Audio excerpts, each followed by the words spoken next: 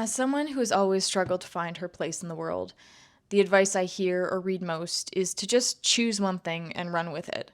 But I actually find that really hard to do. I've always been perpetually unsure of myself, even when it seems like all the arrows are pointing in one direction. Call it crippling insecurity, imposter syndrome, or the inability to make decisions due to chronic people pleasing.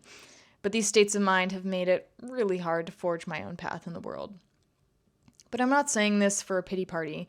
I'm saying it to both acknowledge it and to start the hard work of changing the very fabric of who I am, changing the actions and mindsets that prevent me from being who I want to be during this short stint as a human. And who do I want to be? I'm honestly still not sure. The start of this YouTube channel has been one attempt at both committing to something and also to document the process as I figure out what I'm doing here. Austin Kleon wrote something that resonated. Post every day, not because you have something important to say every day, but in order to find out what you have to say. And I suppose that's what I'm doing here. Creating not because I have some fully formed grand project that is going to become my life's work, but creating in order to find out who I am, what I find important and beautiful.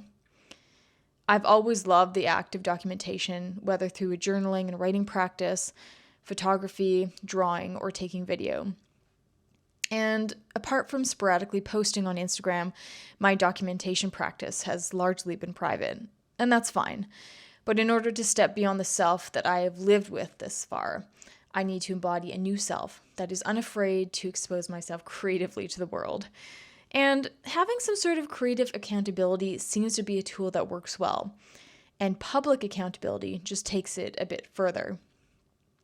Perhaps it's the slight public humiliation aspect of it all, or the pressure to be true to my word, but having an active public accountability practice just might work.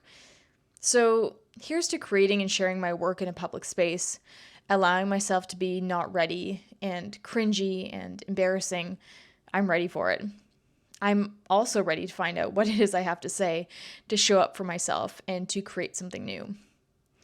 In the words of Liz Gilbert, become an artist as a monk becomes a monk, as a devotional practice, as an act of love, as a lifelong commitment to the search for grace and transcendence.